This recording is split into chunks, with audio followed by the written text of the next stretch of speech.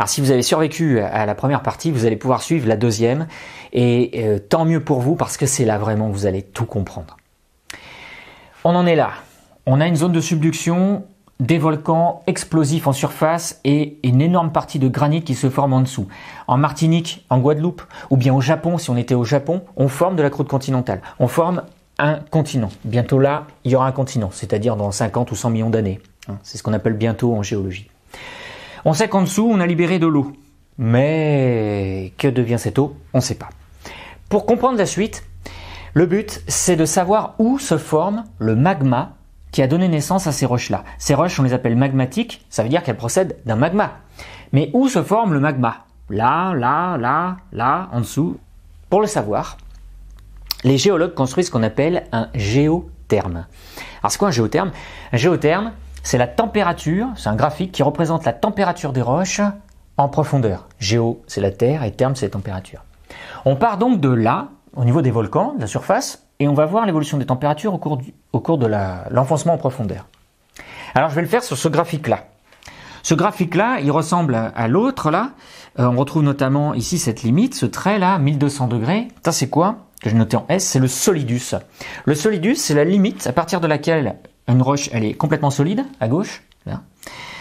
Ensuite, elles fond partiellement. À droite, il y a un mélange de solide et de liquide.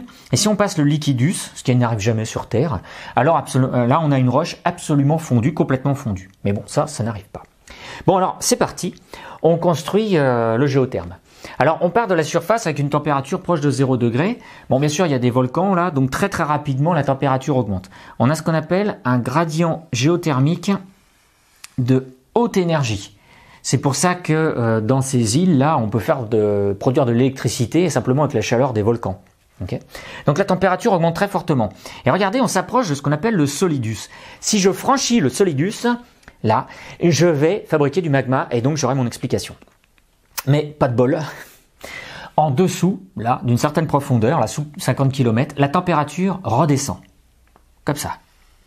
Elle redescend jusqu'à au moins 100 km, puis après elle augmente, et après j'ai plus de données.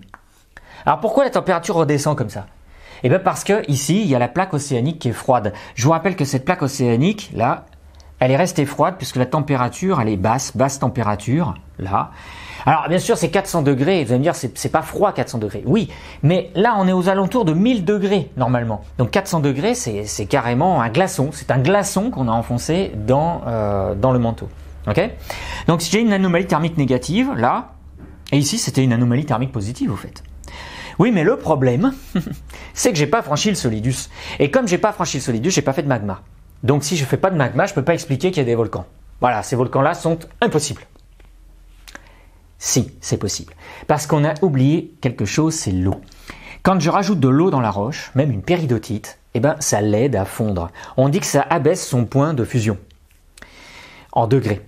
Et du coup, le solidus, au lieu d'être comme ça, il est comme ça. Regardez, je représente là.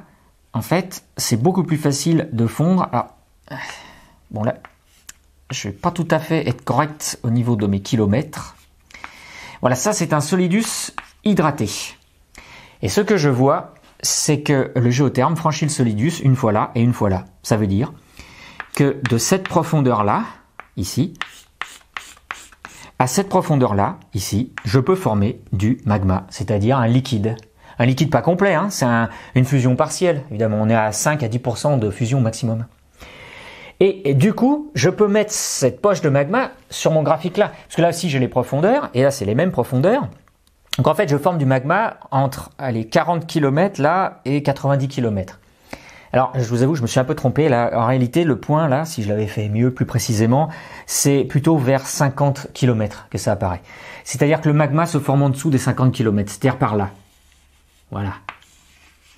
Voilà. Si j'avais une feuille à carreaux plutôt qu'une ardoise, je m'en sortirais mieux. Là, ici, je forme un magma de péridotite fondue grâce à l'eau qui est venue hydrater la roche.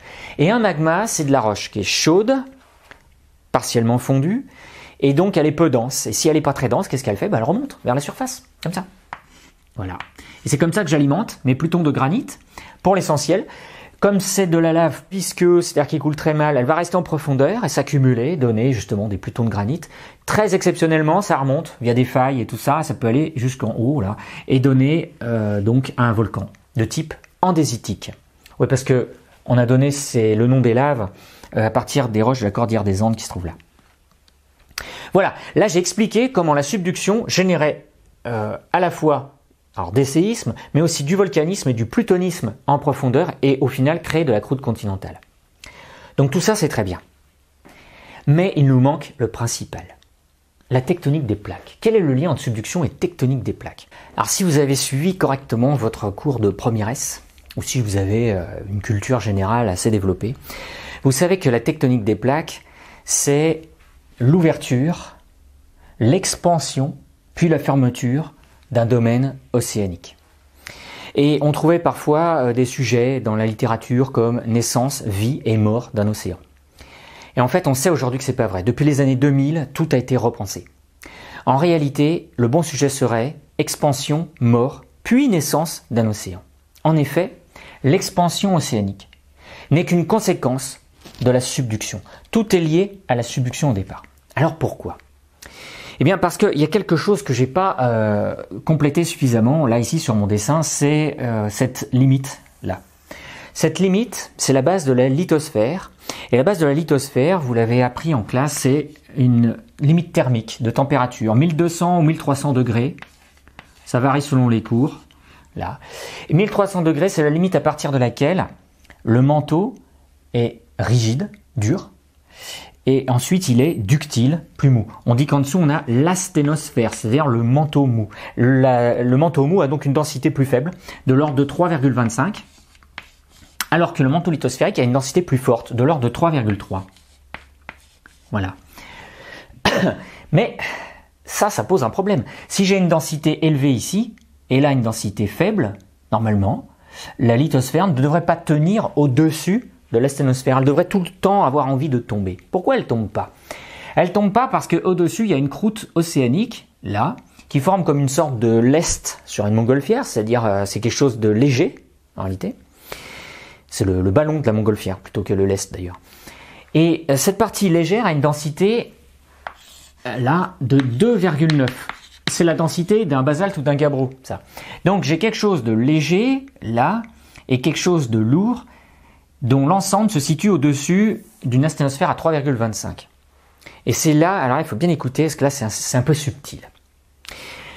Quand on forme ici la croûte océanique, la lithosphère, là, elle se trouve réduite à presque rien. En effet, la température de 1200 degrés, là, celle-là, c'est la température du magma, elle montre que l'isotherme 1300, il est complètement remonté vers le haut. Il est là. Regardez, si je le prolonge, je vais arriver là.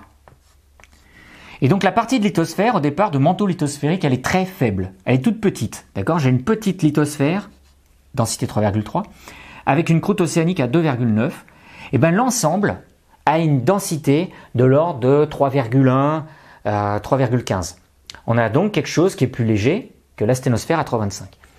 Mais quand on s'éloigne de la dorsale, la roche refroidit. Et si elle refroidit, l'isotherme 1300 degrés, il descend en profondeur comme ça. Pourquoi? Parce que pour réobtenir la même température, 1300 degrés, je dois creuser plus profond pour la trouver, puisque ça s'est refroidi. Donc du coup, la forme de la lithosphère, c'est comme ça, là. Ça fait un triangle qui s'épaissit vers l'ouest ici. Et c'est pareil vers l'est là-bas. On appelle ça d'ailleurs la subsidence thermique, c'est-à-dire que toute la lithosphère a tendance à s'enfoncer parce qu'elle est plus froide et donc elle est plus lourde. Mais aussi, elle est plus épaisse. Et il arrive un moment où la partie à 3,3 associée à une petite partie à 2,9, ça dépasse en moyenne donc 3,26, 3,27, 3,28, 3,29, 3,3 pratiquement. Ah oui, mais alors là, on a une densité supérieure à la densité de l'asténosphère. Et donc ça ne peut pas tenir, ce n'est pas en équilibre. Il arrive un moment où la lithosphère, à cause de son poids, elle tombe à l'intérieur du manteau. D'accord ? Et en tombant, elle tire sur la nappe et elle arrache tout. Et en fait, ce mouvement-là, lié au poids de subduction, c'est lui qui provoque l'ouverture au niveau de la dorsale. Voilà, et c'est ça qui change tout. En réalité, ce qu'on a compris maintenant dans le modèle de la tectonique des plaques, c'est que l'ouverture d'un océan, c'est une conséquence de sa fermeture, là. Alors, un dernier détail, dans l'océan Atlantique, là, il n'y a pas de subduction, à part, bien sûr, la petite fosse, là, qui correspond aux Antilles, mais sinon, pour l'essentiel, il n'y a pas de subduction. Ça, c'est un océan qui s'ouvre. Pourquoi il s'ouvre, alors, cet océan?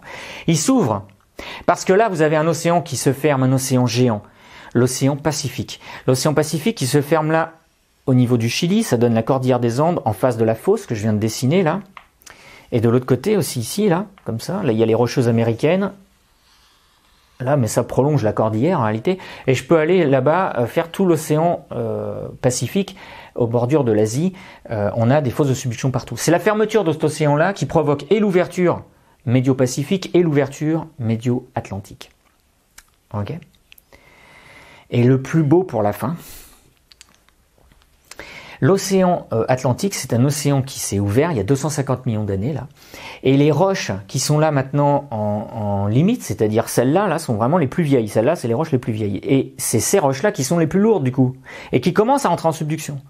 Si on refait cette carte dans 50 millions d'années, c'est à peu près certain que tout sera rentré en subduction partout, là, et on aura des volcans partout de ce côté-là.